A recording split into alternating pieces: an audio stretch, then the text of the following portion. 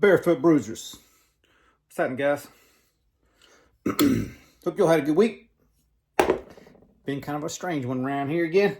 I don't really have a whole lot of actual knife stuff to talk about. I'm gonna get it away out of here, first thing, so you don't have to sit around if you don't want to. But more of the, I guess, shop talk or what I've been doing in there, trying to get accomplished in there.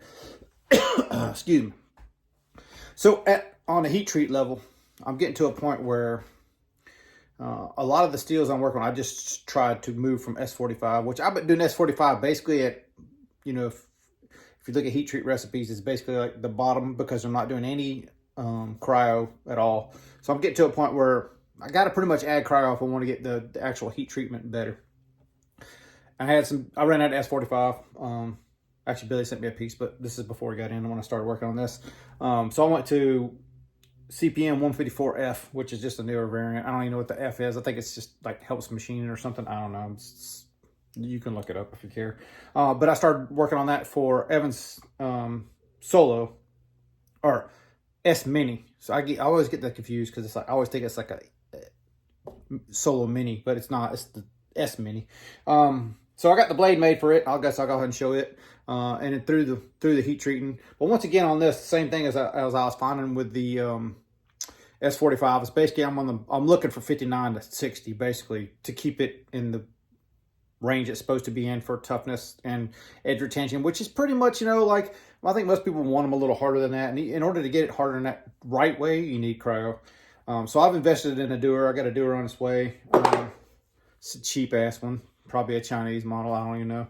But it was a cheap one, so I figured I got to start somewhere. And the good thing about getting a Dewar is I don't necessarily have to use liquid nitrogen. I could always get dry ice and alcohol and try that mixture if you've ever investigated that. It's just another way of doing it, or try to do it, I guess. But anyway, it's something to try for the future. Basically because it's not that I'm not happy with the heat treats, because I think from uses like that knife I showed you at the beginning, like I always found that this knife was fine. Like for my uses, like I've never had issue one with this steel. Even when I thought it was at 57.5, it turns out it's around 59. So, like it's still not, was it 59? 59.5, I can't remember. Maybe Billy will watch it and comment for me. I can't remember what he said, or maybe watch his video, I don't know. But like, as I'm progressing, I find things I'm doing wrong and kind of backtrack and go, okay, or not necessarily wrong, but things I can improve on, put it that way.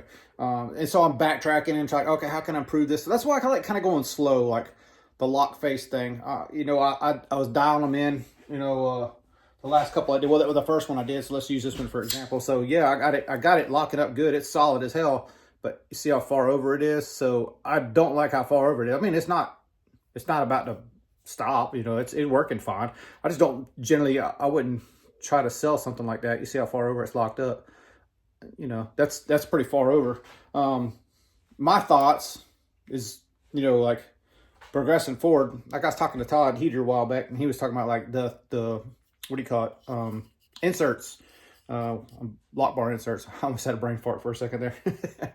But he was saying how much that helped his process and how much, he thought it improved,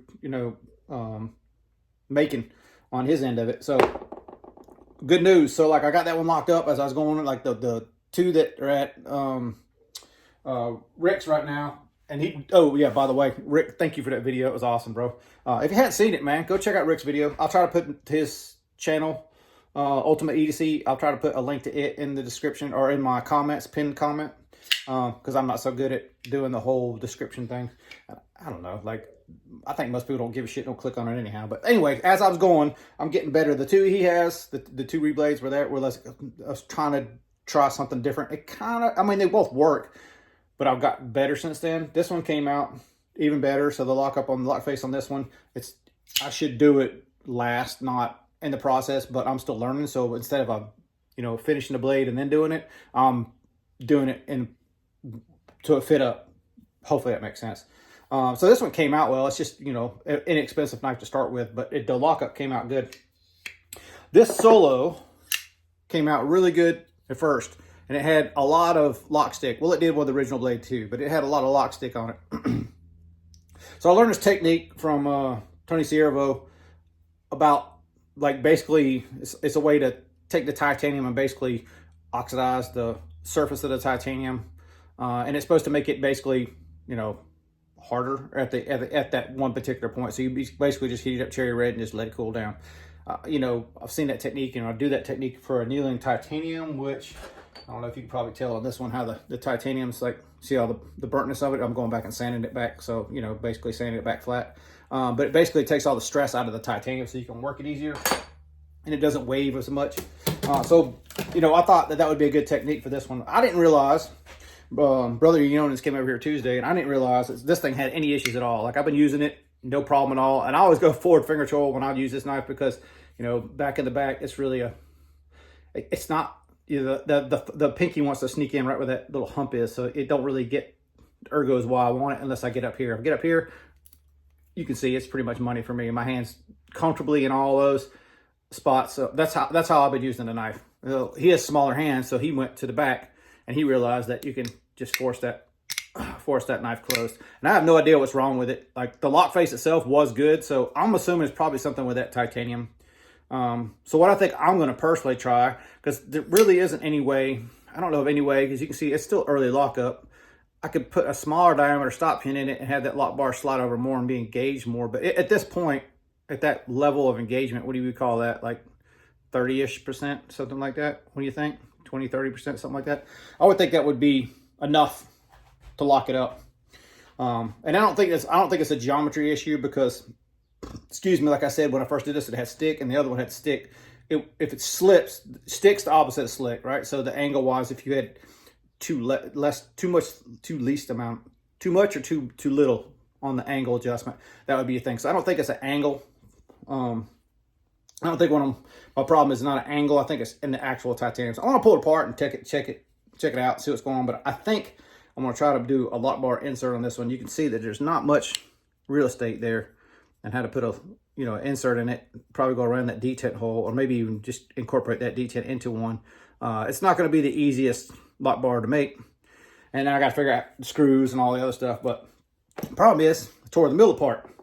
Why did I tear the middle apart? It's got play in it. Let's just stop and show you what I got. Okay, hang on a second. Let's go in the shop. All right, so we're going to bust apart this Solo real quick. And just for size comparison, because I wanted to show it before. This is my new Solo. So this might even be an older version that's different. And there's the S90. So you can see they're 3 distinct sizes. But I didn't know that he made different length Solos. So I'm kind of wondering, like, is this something different that I didn't know about? Or is this just an older Solo that was different? I don't know. So anyway, this is clearly a bigger knife than this one is. I always thought they were the same, so I figured y'all might get a kick out of that too, both being Solos.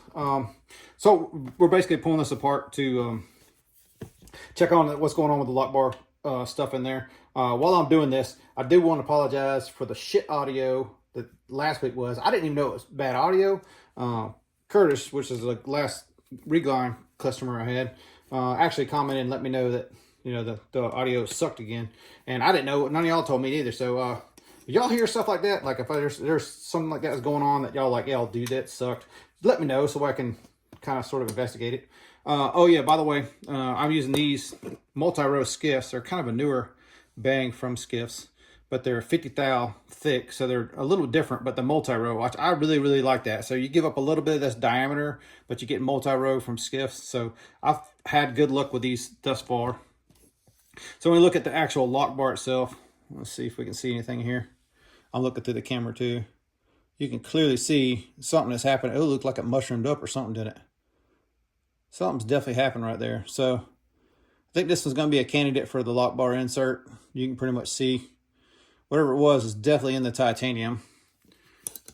Lock face on the blade looks fine to me. I don't see any issue with it at all. So something that changed was definitely on the titanium. So the technique of getting the lock stick at them with the torch may not be the best technique, or maybe I did something wrong with this one. I don't know. The only other thing I can think to do is to, you know, straighten this back out, cut it back flat, and then run a larger stop pin on the blade, which may be an option too without doing the insert. I may try that first. I don't know. But anyway, I just wanted to break apart and kind of show you guys, see what's going on. We'll see what we end up doing with it. Right now, it's going to be back burner till the mill's all repair, but we'll smash this little excerpt somewhere in the video here. All right, so that's that window you see in the background all the time. You can see my little, what do you call it, ring light up in there. Sammy chilling right here. But this is the mess of the shop, sorry. So you can see parts are kind of everywhere. More parts over here, more parts over there. Everything's kind of laying apart because y'all know that I've always had this mill sitting on the ground over here. Or no, sitting on a temporary stand. So I figured it's time to go ahead and make it a permanent stand. Plus I was getting rock in the actual, everything about it was bad. So I got to stop and kind of regroup, try to take the slop out of the mill. So you can see the mill's pretty much broke down. And I made this like little stand thing for the mill. And you see those little bolts in the end of it. Hopefully I can zoom in real quick. Sorry about the handheld stuff.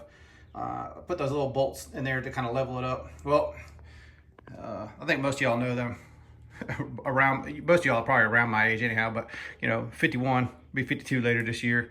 Rolling on the ground and welding stuff like this, and also not being able to see and having to wear readers to do this stuff.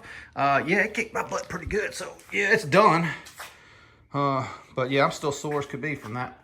And then I think it's good now. I'll be able to get around it, move, and everything's good. Like, it's probably not the best stand I could have made, but you know, you see that tubing on there is quarter wall tubing, so pretty thick stuff. And you probably also saw from the side, but this all came from an awning where I used to work. So that right there was where I cut it apart with a torch. Now I'll just show you a piece real quick.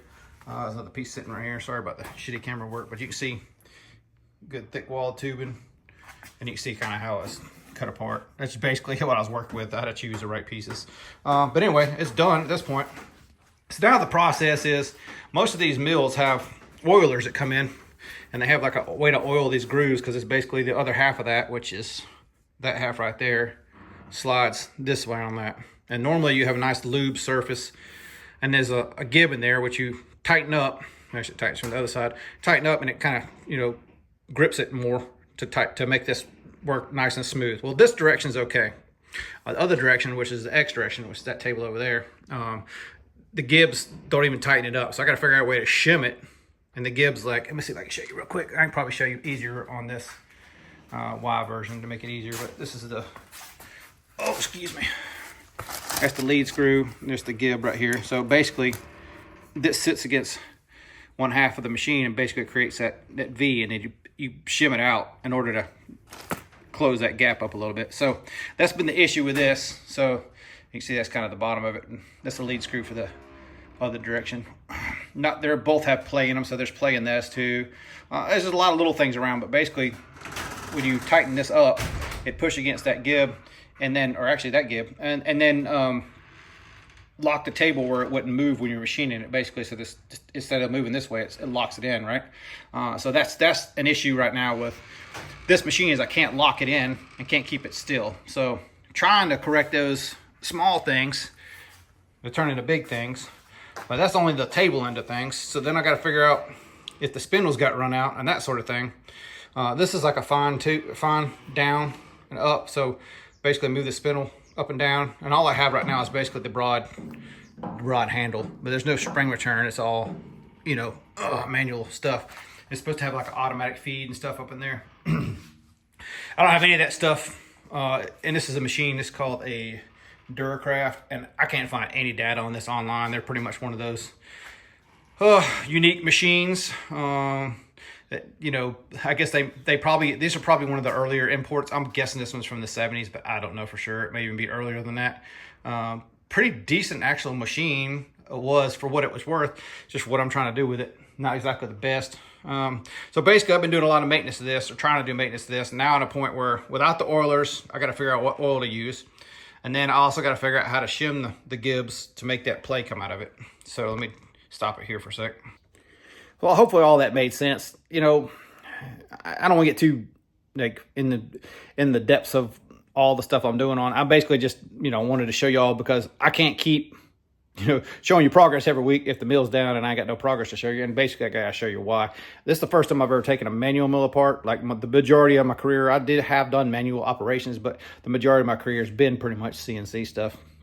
Early on was like somewhat but more or less, most of the stuff I've done is, you know, automated stuff, not manual stuff. Not that I haven't worked on stuff like this, but taking a machine apart and shimming it to make it better and all that stuff, I've never done anything like that. So this is the first one I've actually taken apart and done. So wish me luck. Hopefully I do good. Still hoping I can get that CNC up and running, and I got to make that a priority pretty soon. But yeah, we'll go call it this week. It's a kind of a shorter one. But hopefully next week we'll get back into the regular stuff. Hopefully I have something to show you. Maybe hopefully I get that S90 started. I got to make a backspacer for that one, and you know, there's a lot of other stuff to figure out. I think the reblade part of that stuff, I feel pretty comfortable I can get that done if the mill's back up this week.